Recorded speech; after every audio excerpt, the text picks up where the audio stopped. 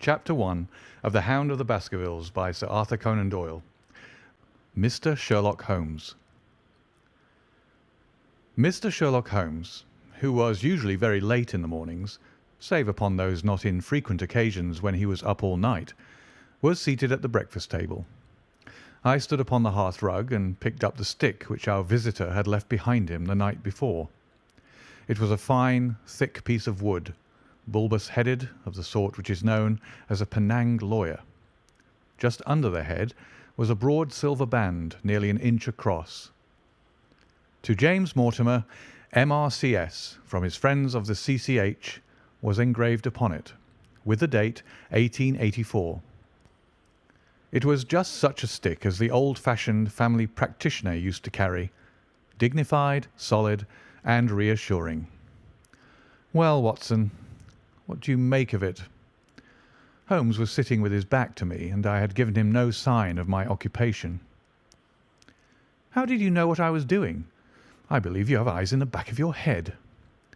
I have at least a well-polished, silver-plated coffee-pot in front of me, said he.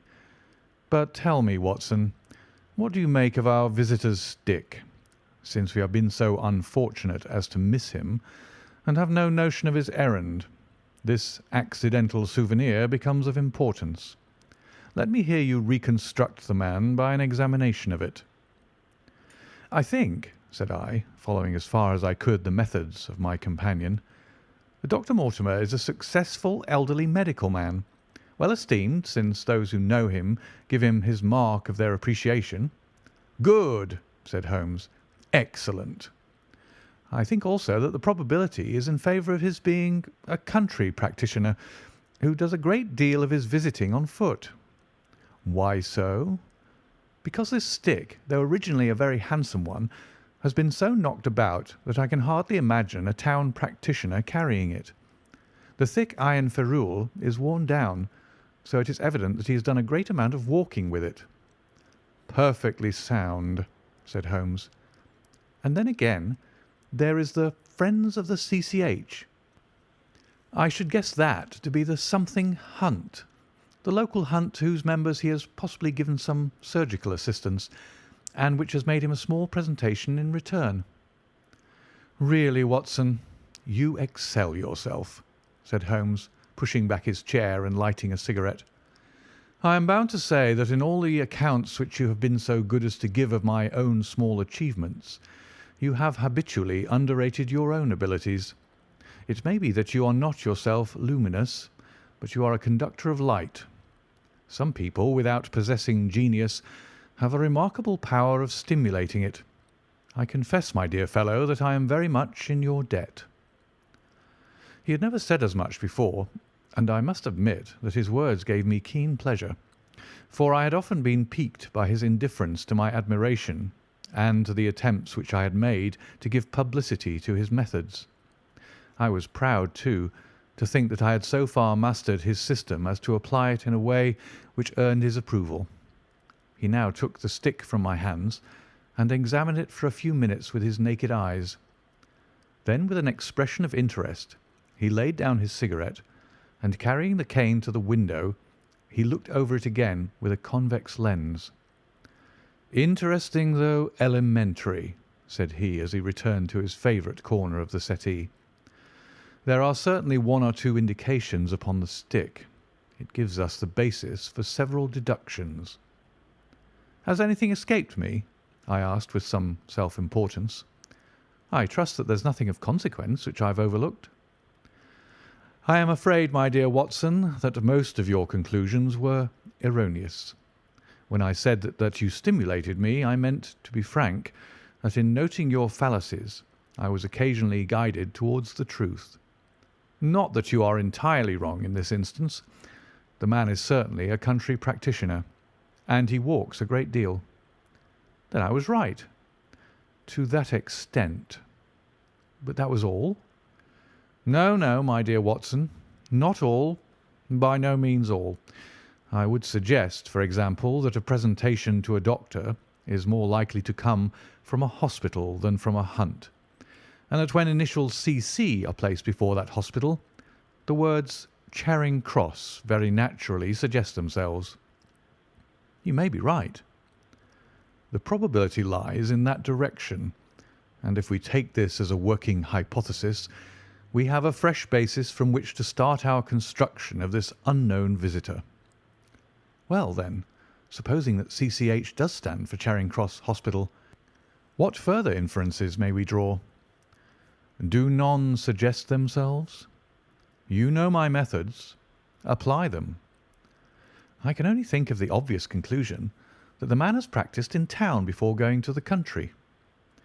I think that we might venture a little farther than this. Look at it in this light. On what occasion would it be most probable that such a presentation would be made? When would his friends unite to give him a pledge of their goodwill? Obviously at the moment when Dr. Mortimer withdrew from the service of the hospital in order to start a practice for himself. We know there has been a presentation. We believe there has been a change from a town hospital to a country practice. Is it, then, stretching our inference too far, to say that the presentation was on the occasion of the change? It certainly seems probable. Now, you will observe that he could not have been on the staff of the hospital, since only a man well established in a London practice could hold such a position. And such a one would not drift into the country. What was he then? If he was in the hospital, and yet not on the staff, he could only have been a house surgeon or a house physician, little more than a senior student. And he left 5 years ago. The date is on the stick. So your grave, middle-aged family practitioner vanishes into thin air, my dear Watson, and there emerges a young fellow, under 30, amiable, unambitious, absent-minded, and the possessor of a favourite dog, which I should describe roughly as being larger than a terrier and smaller than a mastiff. I laughed incredulously as Sherlock Holmes leaned back in his settee and blew little wavering rings of smoke up to the ceiling. As to the latter part, I have no means of checking you, said I, but at least it is not difficult to find out a few particulars about the man's age and professional career. From my small medical shelf I took down the medical directory and turned up the name. There were several Mortimers, but only one could be our visitor. I read his record aloud.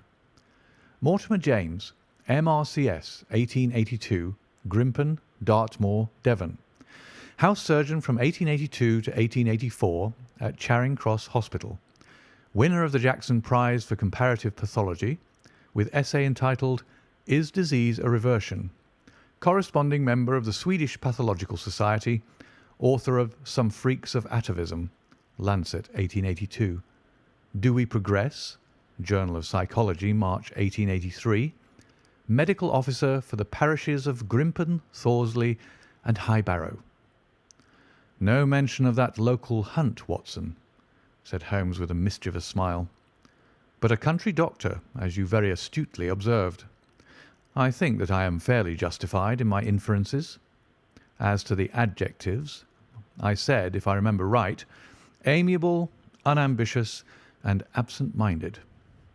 It is my experience that it is only an amiable man in this world who receives testimonials, only an unambitious one who abandons a London career for the country, and only an absent-minded one who leaves his stick and not his visiting card after waiting an hour in your room.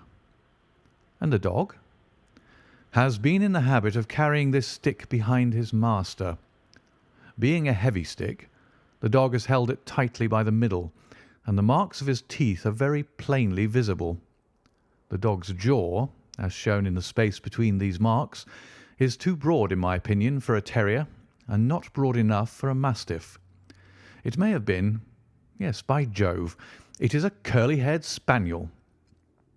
He had risen and paced the room as he spoke. Now he halted in the recess of the window. There was such a ring of conviction in his voice that I glanced up in surprise. My dear fellow, how can you possibly be so sure of that? For the very simple reason that I see the dog himself on our very doorstep, and there is the ring of its owner. Don't move, I beg you, Watson. He is a professional brother of yours, and your presence may be of assistance to me. Now is the dramatic moment of fate, Watson, when you hear a step upon the stair which is walking into your life, and you know not whether for good or ill. What does Dr. James Mortimer, the man of science, ask of Sherlock Holmes, the specialist in crime? Come in. The appearance of our visitor was a surprise to me, since I had expected a typical country practitioner. He was a very tall, thin man with a long nose like a beak, which jutted out between two keen grey eyes, set closely together and sparkling brightly from behind a pair of gold-rimmed glasses. He was clad in a professional but rather slovenly fashion, for his frock-coat was dingy and his trousers frayed. Though young, his long back was already bowed, and he walked with a forward thrust of his head and a general air of peering benevolence. As he entered, his eyes fell upon the stick in Holmes's hand, and he ran towards it with an exclamation of joy. "I'm so very glad," said he. "I was not so sure whether I had left it here or in the shipping office. I would not lose that stick for the world." "A presentation, I see," said Holmes. "Yes, sir." "From Charing Cross Hospital?"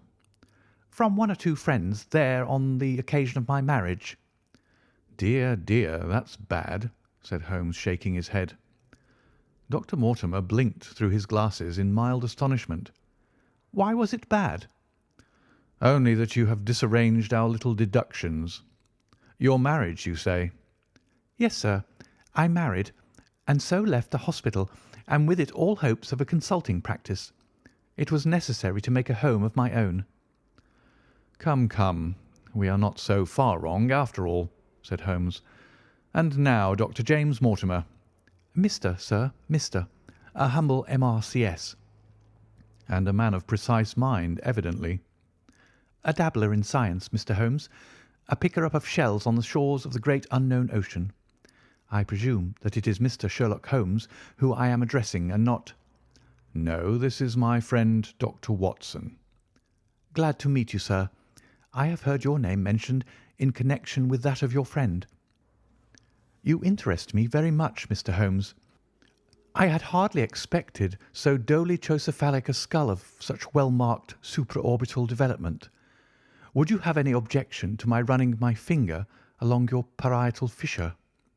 A cast of your skull, sir, until the original is available, would be an ornament to any anthropological museum.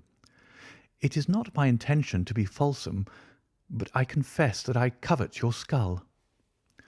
Sherlock Holmes waved our strange visitor into a chair. "You are an enthusiast in your line of thought, I perceive, sir, as I am in mine," said he.